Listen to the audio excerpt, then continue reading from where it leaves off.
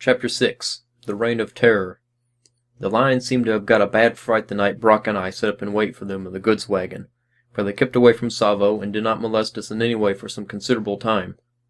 Not, in fact, until long after Brock had left me and gone on safari, a caravan journey, to Uganda. In this breathing space which they vouchsafed us, it occurred to me that should they renew their attacks, a trap would perhaps offer the best chance of getting at them. And then if I could construct one in which a couple of coolies might be used as bait without being subjected to any danger, the lions would be quite daring enough to enter it in search of them, and thus be caught. I accordingly set to work at once, and in a short time managed to make a sufficiently strong trap out of wooden sleepers, tram rails, pieces of telegraph wire, and a length of heavy chain. It was divided into two compartments, one for the men and one for the lion. A sliding door at one end admitted the former, and once inside this compartment they were perfectly safe. As between them and the lion, if he entered the other, ran a cross wall of iron rails only 3 inches apart, and embedded both top and bottom in heavy wooden sleepers.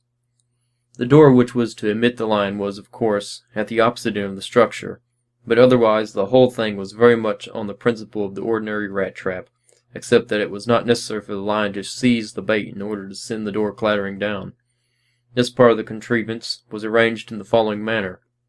A heavy chain was secured along the top part of the lion's doorway, the ends hanging down to the ground on either side of the opening, and to these were fastened, strongly secured by stout wire, short lengths of rails placed about 6 inches apart. This made a sort of flexible door which could be packed into a small space when not in use, and which butted against the top of the doorway when lifted up.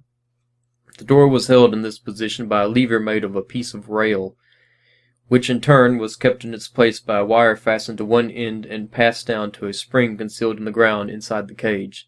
As soon as the lion entered sufficiently far into the trap, he would be bound to tread on the spring. His weight on this would release the wire, and in an instant down would come the door behind him, and he could not push it in any way, as it fell into a groove between two rails firmly embedded in the ground. In making this trap, which cost us a lot of work, we were rather at a loss for want of tools to bore holes in the rails for the doorway, so as to enable them to be fastened by the wire to the chain. It occurred to me, however, that a hard-nosed bullet from my .303 would penetrate the iron, and on making the experiment I was glad to find that a hole was made as cleanly as if it had been punched out. When the trap was ready, I pitched a tent over it in order to further the deception against the lions, and built an exceedingly strong boma around it. One small entrance was made at the back of the enclosure for the men, which they were to close on going in by pulling a bush after them, and another entrance just in front of the door of the cage was left open for the lions. The wiseacres, to whom I showed my invention, were generally of the opinion that the man-eaters would be too cunning to walk into my parlor, but, as will be seen later, their predictions proved false. For the first few nights I baited the trap myself, but nothing happened except that I had a very sleepless and uncomfortable time, and was badly bitten by mosquitoes. As a matter of fact, it was some months before the lions attacked us again, though from time to time we heard of their predications in other quarters. Not long after our night in the goods wagon, 2 men were carried off from Railhead, while another was taken from a place called Ingomani, about 10 miles away. Within a very short time, this latter place was again visited by the brutes, 2 more men being seized, one of whom was killed and eaten, and the other so badly mauled that he died within a few days. As I have said, however, we at Tsavo enjoyed complete immunity from the attack, and the coolies, believing that their dreaded foes had permanently deserted the district, resumed all their usual habits and occupations, and life in the camps returned to its normal routine. At last we were suddenly startled out of this feeling of security. One dark night the familiar terror-stricken cries and screams awoke the camps, and we knew that the demons had returned and had commenced a new list of victims. On this occasion a number of men had been sleeping outside their tent for the sake of coolness, thinking, of course, that the lions had gone for good, when suddenly, in the middle of the night, one of the brutes was discovered forcing its way through the boma. The alarm was at once given, and sticks, stones, and firebrands were hurled in the direction of the intruder. All was of no avail, however, for the lion burst into the midst of the terrified group, seized an unfortunate wretch amid the cries and shrieks of his companions, and dragged him off through the thick thorn fence. He was joined outside by the second lion, and so daring had the 2 brutes become that they did not trouble to carry their victim any further away, but devoured him within 30 yards of the tent where he had been seized. Although several shots were fired in their direction by the jemadar of the gang, to which the coolie belonged, they took no notice of these, and did not attempt to move until their horrible meal was finished.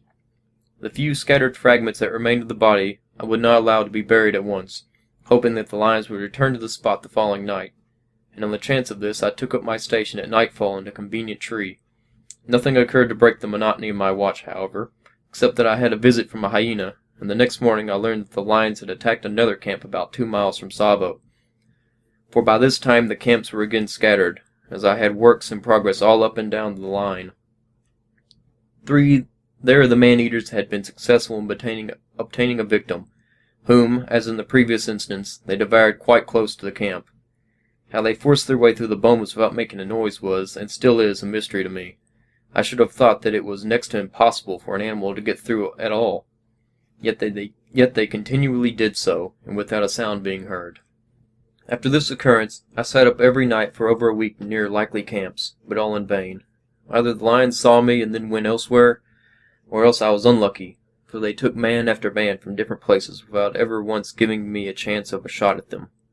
This constant night watching was most dreary and fatiguing work, but I felt that it was a duty that had to be undertaken, as the men naturally looked to me for protection. In the whole of my life I have never experienced anything more nerve-shaking than to hear the deep roars of these dreadful monsters growing gradually nearer and nearer, and to know that someone or other of us was doomed to be their victim before morning dawned. Once they reached the vicinity of the camps, the roars completely ceased, and men knew that they were stalking for their prey. Shots would then pass from camp to camp. Kabardar Bahin Shaitan Ata.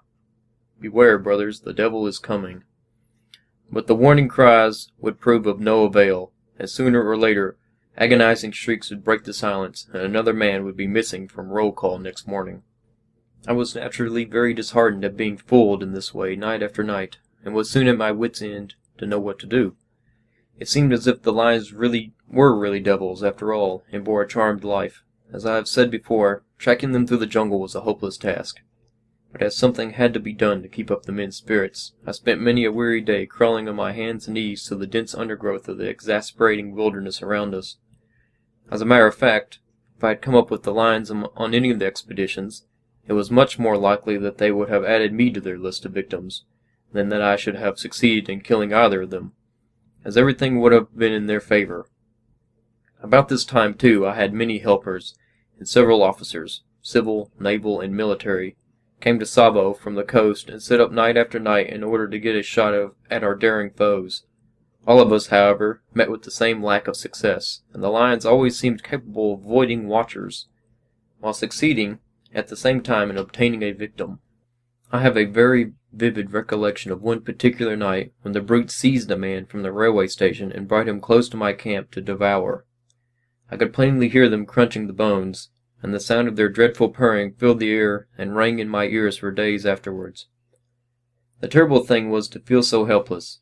It was useless to attempt to go out, as of course the poor fellow was dead, and in addition it was so pitch dark as to make it impossible to see anything. Some half a dozen workmen who lived in a small enclosure close to mine became so terrified on hearing the lions at their meal that they shouted and implored me to allow them to come inside my boma. This I willingly did, but soon afterwards I remembered that one of the men had been lying ill in his camp, and on making inquiry I found that they had callously left him behind alone. I immediately took some men with me to bring him to my boma, but on entering his tent I saw by the light of the lantern that the poor fellow was beyond need of safety. He had died of shock at being deserted by his companions. From this time matters gradually became worse and worse. Hitherto, as a rule, only one of the man-eaters had made the attack, and had done the foraging, while the other waited outside in the bush, but now they began to change their tactics, entering the bomas together and each seizing a victim. In this way 2 Swahili porters were killed during the last week of November, one being immediately carried off and devoured. The other was heard moaning for a long time, and when his terrified companions at last summoned up significant courage to go to his assistance, they found him stuck fast in the bushes of the boma, through which for once the lion had apparently been unable to drag him. He was still alive when I saw him next morning, but so terribly mauled that he died before he could get to the hospital. Within a few days of this, the 2 brutes made a most ferocious attack on the largest camp in the section. which for safety's sake was situated within a stone's throw of Tsavo station, and close to a permanent way inspector's iron hut. Suddenly in the dead of night the two man-eaters burst in among the terrified workmen, and even from my boma, some distance away, I could plainly hear the panic-stricken shrieking of the coolies. Then followed cries of, "They've taken him! They've taken him!" as the brutes carried off their unfortunate victim, began their horrible feast close beside the camp. The inspector, Mr. Dalgreens, fired over 50 shots in the direction in which he heard the lions, but they were not to be frightened, and calmly lay there until their meal was finished. After examining the spot in the morning, we at once set out to follow the brutes, Mr. Dalgreens following confidently that he had wounded one of them, as there was a trail on the sand like that of the toes of a broken limb. After some careful stalking, we suddenly found ourselves in the vicinity of the lions, and were greeted with an ominous growlings.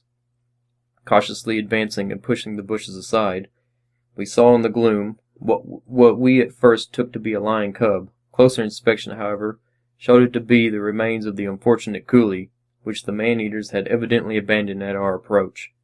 The legs, one arm, and half the body had been eaten, and it was the stiff fingers of the other arm trailing along the sand which had left the marks we had taken to be the trail of a wounded lion. By this time the beasts had retired far into the thick jungle, where it was impossible to follow them, so we had the remains of the coolie buried, and once more returned home disappointed. Now the bravest men in the world, much less the ordinary Indian coolie, will not stand constant terrors of this sort indefinitely. The whole district was by this time thoroughly panic-stricken, and I was not at all surprised, therefore, to find on my return to camp that some afternoon, December 1st, that the men had all struck work and were waiting to speak to me. When I sent for them, they flocked to my boma in a body and stated that they would not remain at Tsavo any longer for anything or anybody. They had come from India on an agreement to work for the government, not to supply food for either lions or devils. No sooner had they delivered this ultimatum than a regular stampede took place. Some hundreds of them stopped the first passing train by throwing themselves on the rails in front of the engine, and then swarming onto the tracks and throwing in their possessions anyhow, they fled from the accursed spot. After this the railway works were completely stopped, and for the next 3 weeks practically nothing was done but build lion-proof huts for those workmen who had had sufficient courage to remain. It was a strange and amusing sight to see these shelters perched on top of water tanks, roofs, and girders, anywhere for safety. While some even went so far as to dig pits inside their tents, into which they descended at night, covering the top over of heavy logs of wood. Every good-sized tree in the camp had as many beds lashed onto it as its branches would bear, and sometimes more. I remember that one night, when the camp was attacked, so many men swarmed onto one particular tree that down it came into a crashing, hurling its terror-stricken load of shrieking coolies close to the very lines they were trying to avoid. Fortunately for them, a victim had already been secured, and the brutes were too busy devouring him to pay attention to anything else.